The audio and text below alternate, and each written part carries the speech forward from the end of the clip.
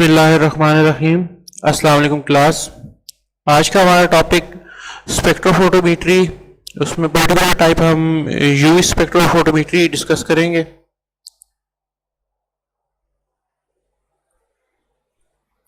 Introduction में है कि स्पेक्ट्रोफोटोमीट्री क्या होती है। Spectrophotometry basically quantitative measurement of reflection or transmission property of a material as function of wavelength। जैसे कि इसमें आपको नजर आ रहा है स्पेक्ट्रो वर्ड्स स्पेक्ट्रम से लिया गया है, फोटो लाइट। तो लाइट की के स्पेक्ट्रम की डिफरेंट वेवलेंथ्स की लाइट को इसमें इंड्यूस करवाया जाता है और उनकी किसी भी मटेरियल के अंदर से रिफ्लेक्शन की और ट्रांसमिशन की प्रॉपर्टीज को स्टडी किया जाता है कि वेवलेंथ किस तरह उन मटेरियल के अंदर परफॉर्म करती हैं। तो क्योंकि वेवलेंथ्स को मेजर कर सकते हैं इसलिए ये क्वांटिटेटिव होगा, मेजर किए जा सकेंगे यूजिंग द वेवलेंथ मीटर्स जो इसमें लगे होते हैं, डिटेक्टर लगे होंगे इस ऑपरेटर्स के अंदर। वो स्पेक्ट्रोफोटोमीट्री बेसिकली क्या है कि लाइट की डिफरेंट वेवलेंथ्स को स्पेक्ट्रम को सेपरेट करने के बाद उसमें से जो रिफ्लेक्शन किसी भी मटेरियल के अंदर रिफ्लेक्शन की या ट्रांसमिशन की प्रॉपर्टी है वो मेजर की जाती है और उस मटेरियल की के प्रेजेंस या एब्सेंस को मेजर किया जाता है पर्टिकुलर किसी सोल्यूशन के अंदर। उसके बाद स्पेक्ट्रोफोटोमीटर आ जाता है बेटा। Spectrophotometer is analytical instrument used to measure intensities as a function of light source. तो ये इंस्ट्रूमेंट होगा जो अभी बता रहा था कि लाइट की इंटेंसिटी किसी मटेरियल से पास करने के बाद कितनी रह जाती है, बढ़ती है, कम होती है, वो डिपेंड करती है उसकी वेवलेंथ के ऊपर। जो ट्रांसमिट कर होने वाली वेवलेंथ है वो कितनी थी, आफ्टर किसी भी सोल्यूशन से पास होने के बाद उसकी वेवलेंथ कितनी रह जाती है।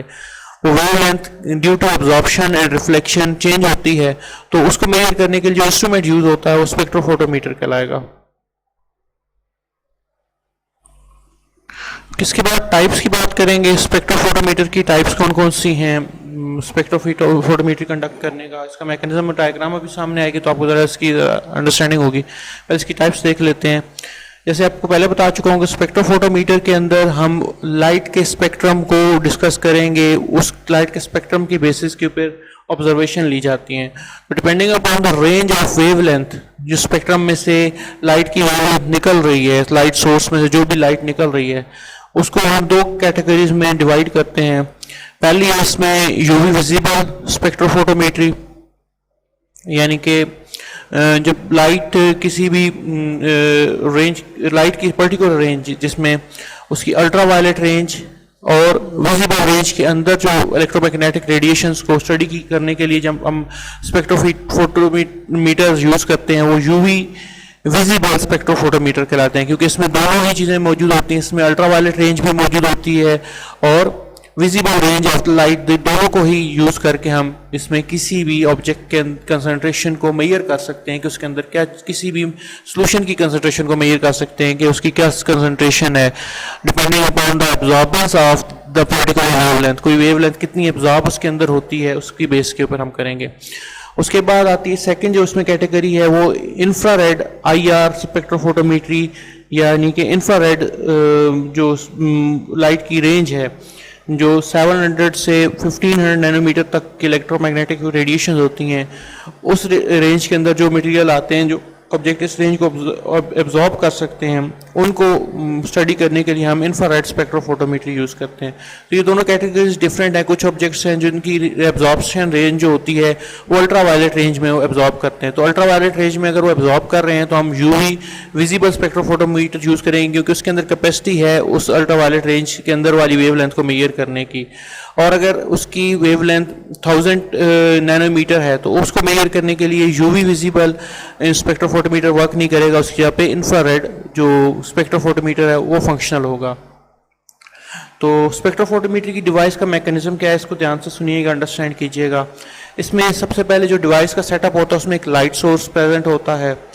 लाइट सोर्स से जो लाइट इमर्ज होती है वो कॉलीमेटर यानी कि लेंसेज जो होते हैं, लेंसेज के ऊपर आकर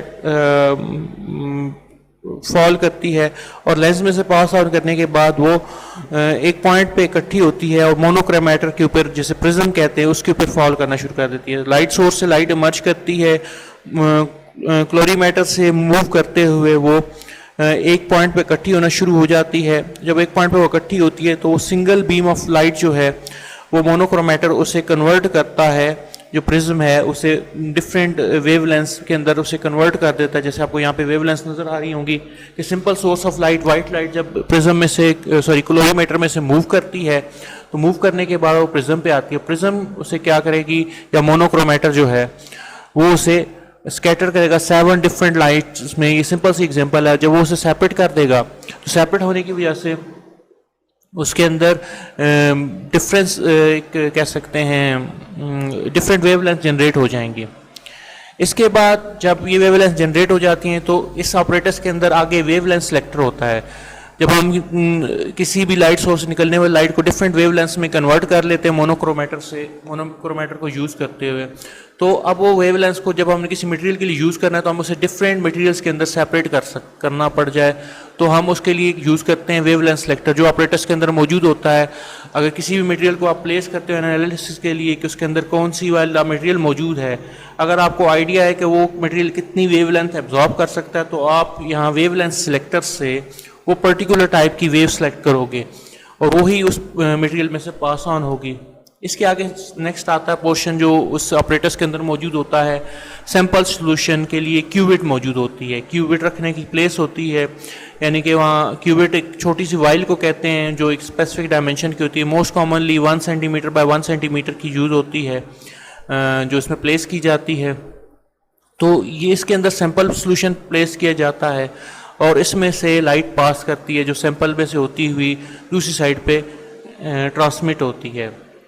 तो सैंपल सॉल्यूशन जो है होता है, तो अरेंजमेंट फिर से रिपीट करता हूँ यहाँ तक, फिर आगे वाले पोर्शन को फिर बाद में डिस्कस करता हूँ कि लाइट सोर्स से लाइट मूव करती है, लाइट सोर्स से लाइट मूव करेगी और मूव करने के बाद वो क्लोरीमीटर से जो वाला पोर्शन जो है उसमें से वो पास ऑन करने के बाद मोनोक्रोमेटर के ऊपर आके इकट्ठी होती है। मोनोक्रोमेटर उसे स्कैटर करता है डिफरेंट वेवलेंथ्स में, डिफरेंट कलर्स में, और वो वेवलेंथ सेलेक्टर उसमें से पर्टिकुलर वेवलेंथ जो हमें रिक्वायर होती है उसको सिलेक्ट करने में हेल्प करता है। वो वेवलेंथ जो हमने सेलेक्ट की, जैसे इस केस में येलो आपको नज़र आ रही होगी, येलो कलर में जो वेवलेंथ है ये मूव करेगी फ्रॉम द सैंपल सॉल्यूशन, वो क्यूबिट में मौजूद होता है जो उसके बाद आता है वेवलेंथ सेलेक्टर के बाद प्लेस हुआ होता है सिस्टम में। और इसमें जब वेवलेंथ निकलती है दूसरी साइड पे जब पास सॉल्यूशन में से पास ऑन करती है तो उसमें कुछ रिफ्लेक्ट होगी या एब्जॉर्ब होगी, तो उसकी वजह से जो उससे दूसरे एंड पे मर्ज होगी वेवलेंथ, वो उसमें रिडक्शन आएगी या एज सच वो मूव कर जाएगी। अगर एज सच मूव करती है तो उसमें कोई मटेरियल मौजूद नहीं है, इस सॉल्यूशन के अंदर कोई ऐसा मटेरियल मौजूद नहीं है जो इस वेवलेंथ को एब्जॉर्ब कर सके, तो एग्जैक्टली वही वेवलेंथ आपको डिटेक्टर पे मिलेगी। लेकिन अगर इसने कुछ एब्जॉर्ब किया है तो जो डिटेक्टर पे वेवलेंथ आ रही है उसमें कुछ ना कुछ रिडक्शन होगी, तो डिटेक्टर उसे डिटेक्ट करेगा और डिटेक्टर से जो रेडिएशन आती है आप उसे डिजिटल डिस्प्ले या डिजिटल मीटर के साथ ये डिटेक्टर अटैच होता है, वो उसे शो करवा देता है इस रीडिंग को। तो लाइट सोर्स से निकलने वाली लाइट मोनोक्रोमेटर पे इकट्ठी होके डिफरेंट वेवलेंथ्स के अंदर स्कैटर्ड होती है मोनोक्रोमेटर की वजह से, और monochromator basically prism type shape होती है और उसके आगे वेवलेंथ सेलेक्टर मौजूद होता है जो आपको हेल्प करता है कोई भी वेवलेंथ सेलेक्ट करने में। और उस वेवलेंथ सेलेक्टर के बाद आगे आप अपना मटेरियल प्लेस करते हो, उस मटेरियल में से जो वेवलेंथ निकलती दूसरी साइड पे मर्ज होती है निकलती है, वो डिटेक्टर उसे डिटेक्ट करता है और डिजिटल डिस्प्ले मीटर के ऊपर वो उसकी रीडिंग आ जाती है और उसको ये रीडिंग आपको फर्दर इसकी इन्फॉर्मेशन देती है कि मटेरियल मौजूद है या नहीं है, उसकी क्या वेवलेंथ है, जितनी वेवलेंथ आपने सेलेक्ट की थी क्या वो पूरी मीटर पे अगर डिटेक्ट हो रही है तो उसमें जो मटेरियल ऑफ इंटरेस्ट है आपका जो आप उसमें चेक करना चाह रहे हो वो प्रेजेंट नहीं है। सपोज कि सोडियम को आप चेक करना चाह रहे हो और सोडियम डिटेक्ट होता है इस वेवलेंथ के ऊपर, तो सोडियम अगर इसमें एब्सेंट होगा तो एग्जैक्टली जो वेवलेंथ यहाँ से मर्ज होगी वही यहाँ पे रीडिंग आ जाएगी। अगर सोडियम इसमें प्रेजेंट है तो वो जितनी उसमें से वेवलेंथ एब्जॉर्ब करेगा उससे की रिमेनिंग जो वेवलेंथ है वो यहाँ पे आ जाएगी। उसकी बेस पे हम बताएंगे कि सोडियम का अमाउंट कितना, अगर बहुत ज़्यादा कंसंट्रेशन है तो हो सकता है सारी वेवलेंथ एब्जॉर्ब कर ले, अगर थोड़ा अमाउंट मौजूद है कुछ वेवलेंथ उसमें से ट्रांसमिट होगी जो आगे डिजिटल डिस्प्ले पे आपको शो होगी। अब इसके दो पोर्शन हैं में डिवाइड करते हैं हम इसे, जो लाइट सोर्स क्लोरीमीटर मोनोक्रोमेटर और वेवलेंथ सेलेक्टर वाला पोर्शन है इसे हम स्पेक्ट्रोमीटर कहते हैं, क्योंकि इसमें लाइट स्पेक्ट्रम डेवलप होता है और एक पर्टिकुलर वेवलेंथ इसमें से इमर्ज करती है। तो इसमें क्योंकि लाइट सोर्स से लाइट जो है वो उसके स्पेक्ट्रम में कन्वर्ट होती है, तो इसे स्पेक्ट्रोमीटर कहते हैं। वाइल इसका जो सेकंड पोर्शन है जिसके अंदर सैंपल है और सैंपल के आगे डिटेक्टर मौजूद है और डिटेक्टर के आगे डिस्प्ले मौजूद है, इसे फोटोमीटर कहते हैं। कि उसमें ये जो डिटेक्टर है ये फोटो सेल्स इसमें मौजूद होते हैं, ये उस वेवलेंथ को एब्जॉर्ब करता है। तो स्पेक्ट्रोमीटर एंड फोटोमीटर दोनों का कॉम्बो जो है ये स्पेक्ट्रोफोटोमीटर कहलाती है। डिवाइस क्या कहलाती है? Combination of both spectrometer and photometer is known as spectrophotometer. मैं दोबारा से रिपीट कर दूंगा कि इसमें लाइट सोर्स से लेके वेवलेंथ सेलेक्टर तक वाला जितना पोर्शन होगा डिवाइस का वो स्पेक्ट्रोमीटर है।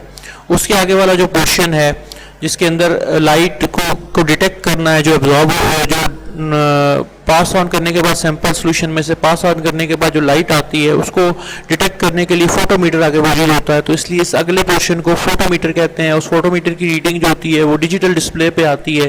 तो ये पोर्शन फोटोमीटर है और ये वाला स्पेक्ट्रोमीटर है। तो combination of both spectrometer and photometer is known as spectrophotometer. उसके बाद बेटा जो इंपॉर्टेंट चीज़ हमने अभी डिस्कस करनी है, जो अभी बार बार कह रहा था कि एब्जॉर्बेंस की बात कर रहा था।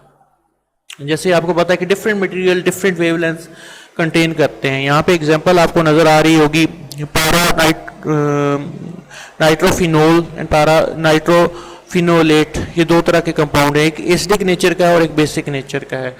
जो नाइट्रोफिनोल है, नाइट्रोफिनोल 320 नैनोमीटर तक जो है वेवलेंथ को एब्जॉर्ब कर सकता है, वाइल नाइट्रोफिनोलेट जो है 400 नैनोमीटर तक ये एब्जॉर्ब कर लेता है। अगर आप सैंपल रन करते हुए जैसे पिछली पिक्चर में है कि आपने सैंपल यहाँ नाइट्रोफिनोलेट का रखा हुआ है तो 400 नैनोमीटर तक एब्जॉर्ब करने की कैपेसिटी रखता है। और अगर आपकी वेवलेंथ जो है वो इससे कम है, 200 नैनोमीटर में है, तो वो लाइट इसमें से पास करेगी और सारी की सारी इसमें एब्जॉर्ब हो जाएगी, क्योंकि वो वेवलेंथ बहुत कम है, वो उसमें से एब्जॉर्ब हो जाएगी। लेकिन अगर वो वेवलेंथ उससे 600 नैनोमीटर तक आप कर देते हैं तो 400 नैनोमीटर एब्जॉर्ब होगी, बाकी उसमें से री एमिट होगी। तो ये इसकी डिफरेंट टाइप की इसकी एग्जांपल्स मौजूद हैं।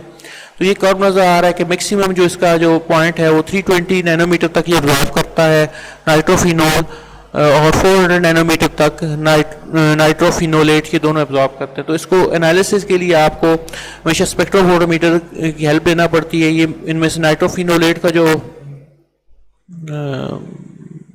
सैंपल है उसे आप प्लेस करोगे क्यूबिट के अंदर, तो जब रन करोगे उसमें स्पेक्ट्रोफोटोमीटर तो उसमें एब्जॉर्प्शन रीडिंग जो है उसकी आपको डिस्प्ले पे नज़र आ जाएगी after passing from the sample.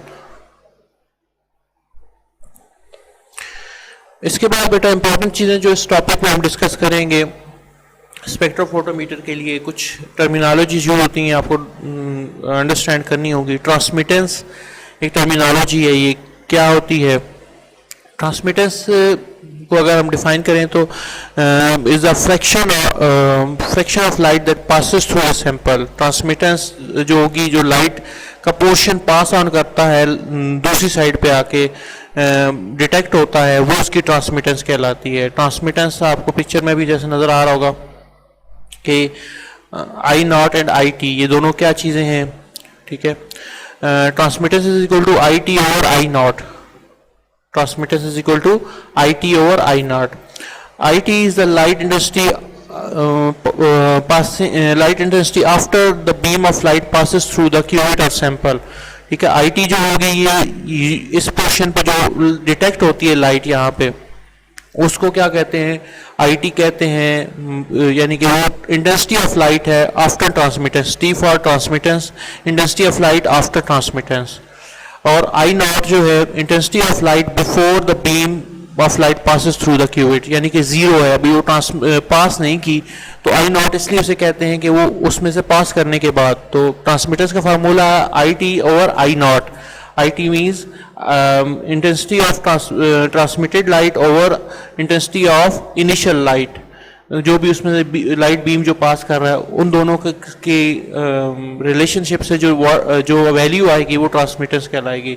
और डिजिटल डिस्प्ले मीटर में अंदर ये एबिलिटी होती है कि वो इंफॉर्मेशन डायरेक्टली जो आपने यहाँ पे वेवलेंथ सिलेक्टर में सिलेक्ट की वो इन्फॉर्मेशन भी इसमें आती है, और जो ये यहाँ से वैल्यू जो फोटो सेल से डिटेक्ट करता है दोनों को कलेक्ट करने के बाद उनसे ट्रांसमिटेंस वो निकाल सकता है। अगर आप ट्रांसमिटेंस उसमें से मेजर करना चाहते हो तो वो सिर्फ आपको ट्रांसमिटेंस की डायरेक्टली उसमें वैल्यू देगा, और मैनुअली अगर निकालना चाहें वो भी उसमें ऑप्शन मौजूद होते हैं। एब्जॉर्बेंस आ जाती है उसके बाद। दूसरी इसमें इंपॉर्टेंट चीज़ जो है फार्मूला, जब भी आपने कोई वैल्यूज इसमें से डिटेक्ट करनी है जो स्पेक्ट्रोफोटोमीटर में, उसमें एब्जॉर्बेंस आ जाती है। एब्जॉर्बेंस जो है ये अमाउंट ऑफ फोटॉन्स है, it's the amount of photons that is absorbed. और जब लाइट पास ऑन करती है और स्क्यूट में से पास करती है, सैंपल में से पास करती है, तो लाइट के जो फोटॉन्स है जो एब्जॉर्ब हो जाते हैं उनको का जो अमाउंट है, जो नंबर है, उसे एब्जॉर्बेंस कहते हैं। तो एब्जॉर्बेंस का फार्मूला है minus log of transmittance. Transmittance जैसे हम पीछे पढ़ चुके हैं, transmittance is equal to I T over I naught है। तो हम एब्जॉर्बेंस को निकालने के लिए हमें ट्रांसमिटेंस पता होनी चाहिए। अगर ट्रांसमिटेंस का हमें पता होगा तो हम उसमें से एब्जॉर्बेंस निकाल लेंगे डायरेक्टली। तो ये दोनों जो चीज़ें हैं बहुत इंपॉर्टेंट हैं, इनके न्यूमेरिकल्स भी मैं आप लोगों से शेयर कर दूंगा, उसको देख लीजिएगा। ट्रांसमिटेंस निकालनी हो तो उसके लिए आपको आई नॉट और आई टी चाहिए। ट्रांसमिटेड लाइट और light emerging from the source, उनको डिवाइड करोगे तो आपके पास ट्रांसमिटेंस आ जाएगी। उसके बाद एब्जॉर्बेंस है। एब्जॉर्बेंस में आ जाएगा कि माइनस लॉग ऑफ ट्रांसमिटेंस, उसका माइनस लॉग लिया जाएगा तो उस पर एब्जॉर्बेंस आपकी निकल आएगी। एक और इम्पॉर्टेंट टॉपिक जो आज का हमने डिस्कस करना है वो बीयर-लैम्बर्ट लॉ है। बीयर-लैम्बर्ट लॉ, बीयर्स लॉ भी इसे कहते हैं हम जनरल टर्मिनोलॉजी में। बीयर-लैम्बर्ट लॉ भी पूरा से अगर फ्रेज किया जाए तो बीयर-लैम्बर्ट लॉ है, सिंपली इसे बीयर्स लॉ भी कहा जाता है। Beer's law states that there is a real linear relationship between absorbance and the concentration of sample। तो बेसिकली किसी सैंपल के कंसंट्रेशन मेजर करने में हेल्प करता है। यूजिंग फोटोमीटर हम कंसंट्रेशन मेजर कर सकते हैं किसी भी ऑब्जेक्ट, किसी भी सॉल्यूशन के अंदर जो मटेरियल हम डिटेक्ट कर रहे हैं उसकी कितनी कंसंट्रेशन मौजूद है, वो डिपेंड करता है कंसंट्रेशन, क्योंकि एब्जॉर्बेंस जो है वो वेरी करेगी। मटेरियल की अगर कंसंट्रेशन कम होगी तो एब्जॉर्बेंस उसमें कम होगी, अगर उसमें कंसंट्रेशन हायर होगी तो एब्जॉर्बेंस ज़्यादा होगी। तो ये एक लीनियर रिलेशनशिप है जो हम दोनों एब्जॉर्बेंस और कंसंट्रेशन के दरमियान कर सकते हैं। तो बात आप शायद आप लोगों को अंडरस्टैंड हो जाएगी, ये होगी कि जब भी स्पेक्ट्रोफोटोमीटर में से लाइट पास ऑन करती है सैंपल के अंदर से, तो सैंपल उसमें से कुछ ना कुछ लाइट को एब्जॉर्ब करता है। वो एब्जॉर्प्शन जो है वो उसकी कंसंट्रेशन पे डिपेंड करती है। हायर कंसंट्रेशन पे वो सैंपल ज़्यादा एब्जॉर्ब करेगा उस लाइट वेवलेंथ को, अगर वो पर्टिकुलर वेवलेंथ है तो। अगर उससे कम है तो फिर वो उसकी एब्जॉर्प्शन रेट नहीं होता, वो एक पर्टिकुलर वेवलेंथ को ही एब्जॉर्ब करता है। लेकिन अगर कंसंट्रेशन लो होगी तो एब्जॉर्बेंस लो है। तो ये फार्मूला इसका एब्जॉर्बेंस बीयर लॉ का जो है, absorbance is equal to eta over L into C. तो एब्जॉर्बेंस में ए फॉर एब्जॉर्बेंस आ गया, eta is the extinction coefficient और मोलर एब्जॉर्बिविटी जो है उसको शो करता है, कोएफिशिएंट एब्जॉर्प्शन का, while L is the path length. अब ये पाथ लेंथ क्या होती है नेक्स्ट स्लाइड में आपको नजर आएगी। फिलहाल यहाँ कंसंट्रेशन बता देता हूँ, C फॉर कंसंट्रेशन, जो फाइनल कंसंट्रेशन उसमें सोल्यूशन में मौजूद होगी। तो वापस आते हैं पाथ लेंथ के ऊपर।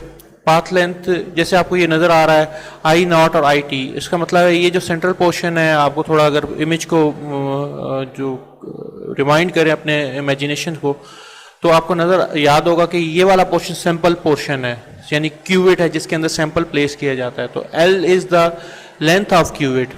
क्यूबिट की जो लेंथ होती है वो कितने साइज़ की है वो होगी, क्योंकि उतने सोर्स में से वो लाइट ने पास ऑन करना है। तो एक स्टैंडर्ड लेंथ होती है क्यूबिट्स की हमेशा जो स्पेक्ट्रोफोटोमीटर में यूज़ होती हैं। मोस्ट कॉमनली 1 सेंटीमीटर तक होती है क्यूबिट की लेंथ, और इसको पाथ लेंथ भी कहा जाता है, जिसमें से लाइट ने पास करना है, पास ऑन होना है।